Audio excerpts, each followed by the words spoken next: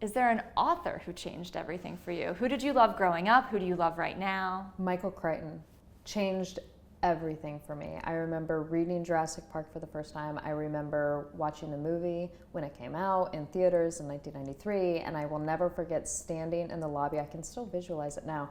And I held my hand up after the movie was done, and it was just shaking. I was just terrified. I was terrified. And I remember thinking, I can do that? Like, we can bring dinosaurs back? Like, it creatively blew my mind open in ways of like, anything's possible. Yeah, we can bring dinosaurs back. Yeah, you can do anything you want. It changed me fundamentally as a storyteller. His work was just limitless and also varied. If I ever had anybody's career that I would love to like mimic or aspirationally want to be like, it would be his. I mean, ER, Jurassic Park, Westworld, Twister, I mean, these are so different, and yet they all feel like a Michael Crichton book or a Michael Crichton movie. And that versatility I'm chasing that. Interesting. So what are you reading right now? Right now, I just finished a book called The Guncle Abroad, which is about as opposite of a book as you can have from this, which, you know, that's, I think it's incredibly important to have a varied literary palette.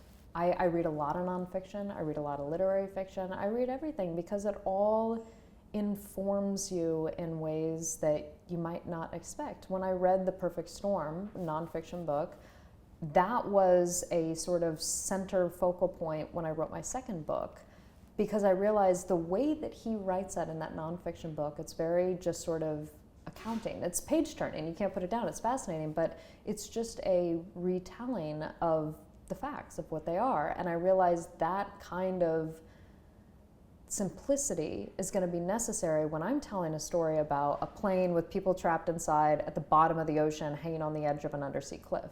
If I don't stay as sparse and trim as I can with these sentences and the way that I'm depicting this, it's just going to go into it's just going to be too much. But I wouldn't have had that if I hadn't have read that book and realized that. So I read all across the board because you never know what you're going to learn from someone. That's so interesting, because as a nonfiction worker, as a journalist, I almost exclusively read fiction, and it's a reminder of how to tell stories and how to keep the pacing moving. Yep. I so believe in counter-programming. Absolutely. You take something from everything. What's a book that you're looking forward to? I'm sure you get a lot of arcs. I do. Laura Dave has a new book coming out in September, and that's the one that I'm looking forward to the most. She wrote The Last Thing You Told Me, which was huge, you know, a couple years ago, and her next one comes out in September, and I can't wait.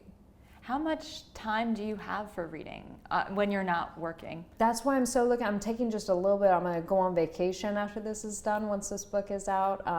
Because it's hard, because a lot of the reading that you have to do is, you know, research for stuff that you're working on. So, yeah. You can't be a writer if you're not reading, though.